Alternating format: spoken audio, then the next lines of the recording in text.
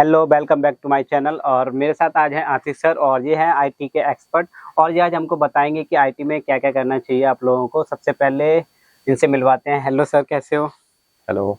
ठीक है। और सर बताइए कुछ। देखिए, बेसिकली आईटी के बात बात करें तो ओवरऑल अगर मेरी बात करें तो मैंने 15 साल जो है आईटी कॉर्पोरेट में काम किया। अच्छा। ठीक है। उससे पहले मैंने मास्टर्स की थी कंप्यूटर्स में। नाइस। और आईटी में मेरा शुरू से ही रुझान रहा है। जब मैं 10th क्लास में था तभी से मेरा मतलब कंप्यूटर्स में काफ़ी मतलब इंटरेस्ट बढ़ गया था। तो इसमें मैं एक छोटी सी कहानी आपको सुना सकता हूँ। बताइए। जब मैं 9th और 10th में हुआ करता था तो मेरे फादर मेरे लिए कंप्यूटर लेके आए थे उस समय। और लेनेवो का वो कंप्यूटर हुआ करता था। तो मेरे अंदर थोड़ा ये था कि मैं कुछ ना कुछ इसमें करता रहता था, मतलब कभी सॉफ्टवेयर डालना, कभी कुछ डालना। तो आसपास के जितने भी स्टूडेंट थे तो वो देखते थे, यार इसके पास इतना मतलब ये कैसे करता रहता है, एक्सपेरिमेंट ये सब करता रहता है, सॉफ्टवेयर हार्डवेयर थोड़ा बहुत। मैं अपने आप भी काफ़ी कुछ करता था। तो वो लोग मुझसे हेल्प लेने आते थे कि अरे मेरे कंप्यूटर में ये इश्यू हो गया है, मेरे उसमें ये इश्यू हो गया, आप ये सॉल्व कर दो, आप ये सॉल्व कर दो। कई बार सॉफ्टवेयर के लिए पूछने आते थे। तो धीरे धीरे उस पर रुझान बढ़ा। उसके बाद 12th पास करी। उसके बाद फिर ग्रेजुएशन में तो उसमें भी आईटी था एज अ सब्जेक्ट। और उसके बाद मैंने स्टेट लेवल एंट्रेंस दिया और फिर एमसीए में मेरा सीट आ गई थी। वेरी तो नाइस। उसके बाद फिर कॉर्पोरेट लाइफ शुरू हो गई। तो आईटी में अलग अलग डोमेन में मैंने काम किया। और साथ ही साथ मैं टेक्निकल ट्रेनर भी था अलग अलग कॉर्पोरेट में। और उसके बाद मैंने सोचा कि अब जो है प्रॉपर एक एजुकेशन लाइन चूज करनी चाहिए और अब मैं प्रॉपर एक एजुकेशन फील्ड में हूँ। वेरी नाइस तो है। यह आईटी का स्कोप जो है वो आने वाले दिनों में और भी बेहतर होने वाला है। तो मुझे लगता है कि अब आईटी जो है एक एवरग्रीन फील्ड है। तो जैसे मैंने किया वैसे बाकी को और भी कर सकते हैं ना। सर मेरा एक क्वेश्चन और है। हम्म। आईटी में जो फ्रंट एंड और बैक एंड का होता है तो इसमें क्या डिफरेंस रहता है? देखिए, फ्रंट एंड का मतलब है जो किसी पर्टिकुलर यूजर को दिखाई देता है इन देयर कंप्यूटर स्क्रीन, है ना। अगर मैं बात करूं फ्रंट एंड की तो जो यूजर इंटरफेस होता है जिसमें जैसे मान लीजिए आपको रेलवे की कोई बुकिंग करनी है। ओके। तो आप जिसमें फॉर्म भरते हैं, लाइक लॉगिन बनाते हैं, ये सब करते हैं, वो फ्रंट एंड है जो आपको दिखाई दे रहा है। लेकिन जब आप उसमें लॉगिन करते हैं तो कहीं से डेटा फैच हो रहा है। जहां से डेटा फैच हो रहा है वो बैक एंड है। अच्छा। इन दोनों के बीच काम करती है एपीआई। एपीआई क्या करती है, आपका फ्रंट एंड और बैक एंड के बीच एक मीडियम का काम करती है, लाइक ए ब्रिज।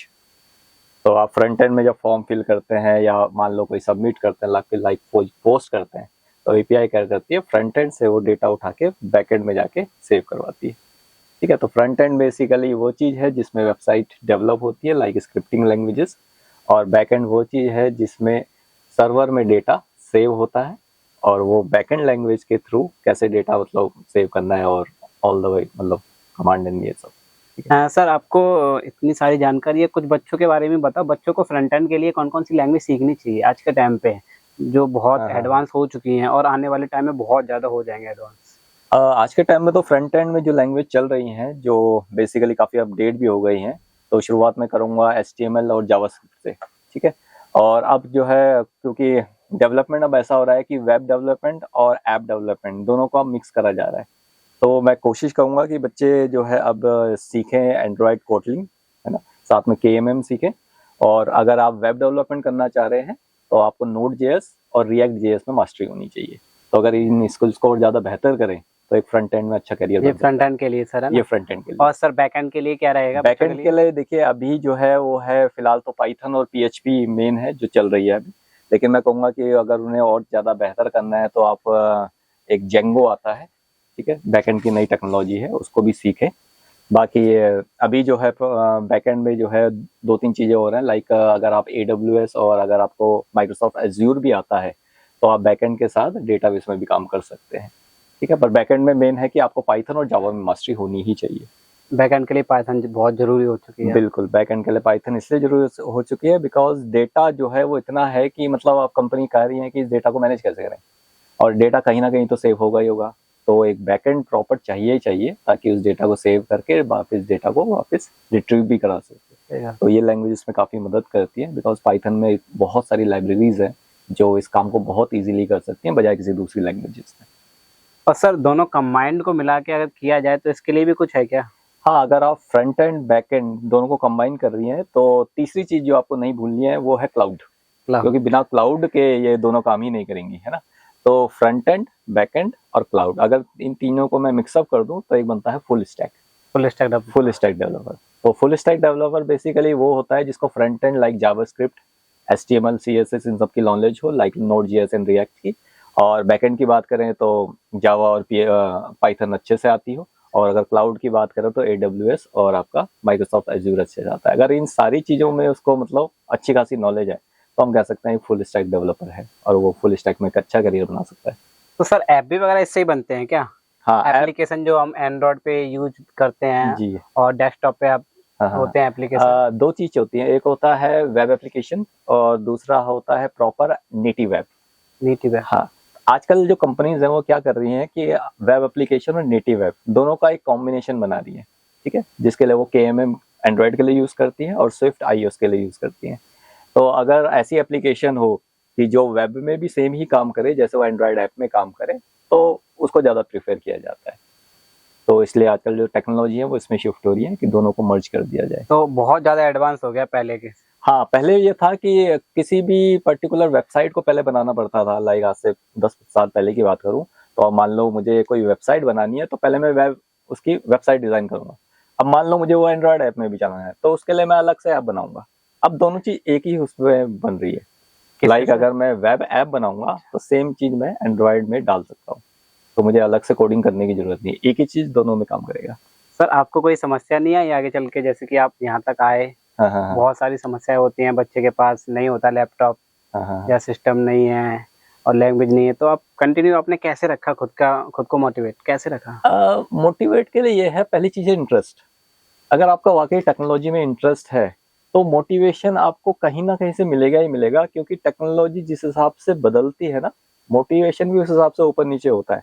बट अगर आपको वाकई टेक्नोलॉजी में कुछ करना है तो आप अपने आप ही रास्ता ढूंढ लोगे, ठीक है। लाइक मेरा था कि टेक्नोलॉजी हम आज से मान लो अगर मैं कहूँ कि मैंने 15 साल IT में, तो 15 साल पहले जो टेक्नोलॉजी थी अब वो एग्जिस्ट बहुत कम करती है, ठीक है।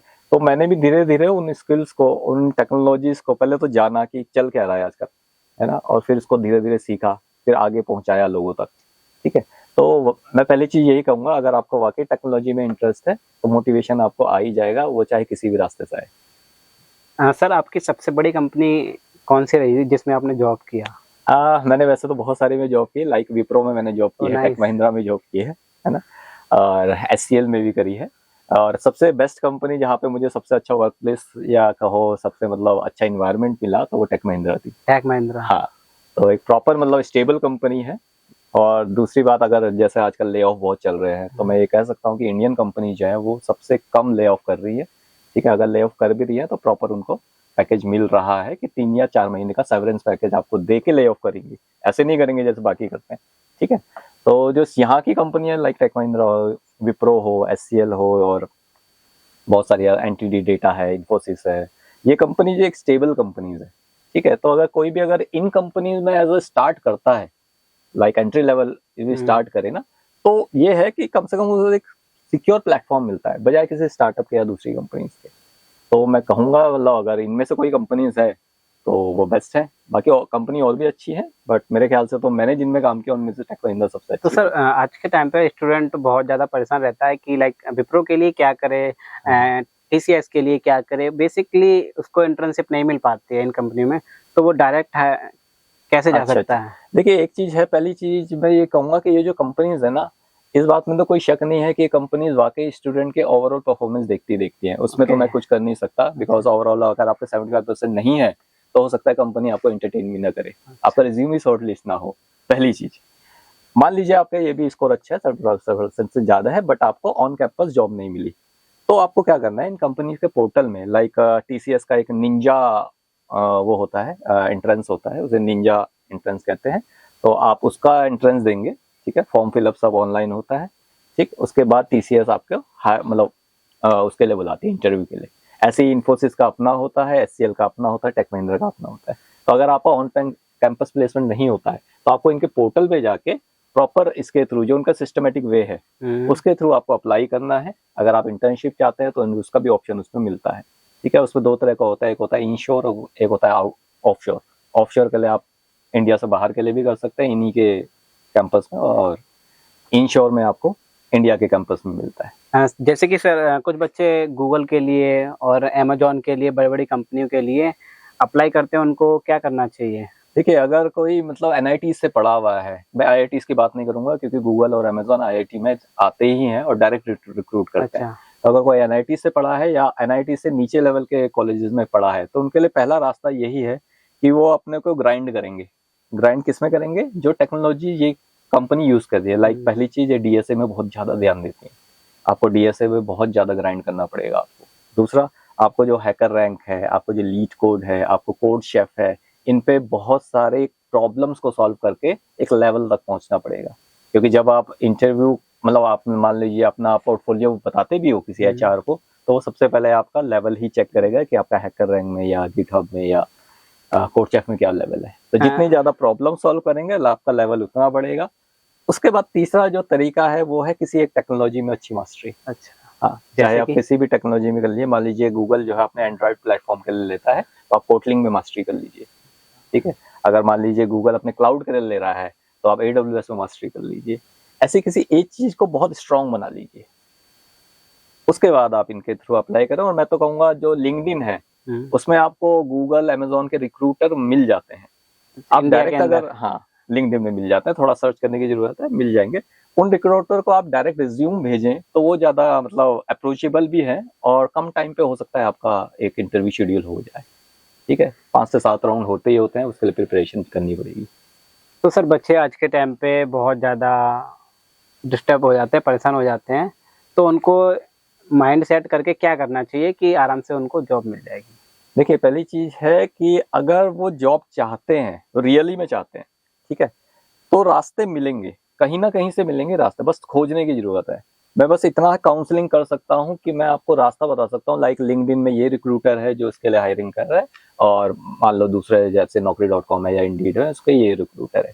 बट वहां तक भी पहुंचने के बाद एट लास्ट इंटरव्यू तो आपको ही देना है, ठीक है। तो आपको ग्राइंड तो खुद करना ही पड़ेगा। हाँ, अगर आपको ये समस्या आ रही है कि मैं कहाँ पे ढूंढूं, मुझे वो चीज मिलती नहीं है कि मैं अप्लाई करूं और कहाँ पर करूं, वो रास्ता हम बता सकते हैं, ठीक है। बाकी खुद ही तैयारी करनी पड़ेगी, तो देख लिए, सर्च खुद ही करना पड़ेगा। तो ये थे आतिश सर। आतिश सर ने बहुत कुछ बताया और बहुत सारे डाउट क्लियर किए। थैंक यू सर, आपसे मिलके बहुत अच्छा लगा मुझे। और बच्चों के तो डाउट क्लियर हो गए हैं, और जिसका भी डाउट अगर रह गया हो तो प्लीज़ कमेंट करके बता दीजिए, क्योंकि नेक्स्ट वीडियो में हम फिर मिलेंगे सर के साथ। Okay, thank you.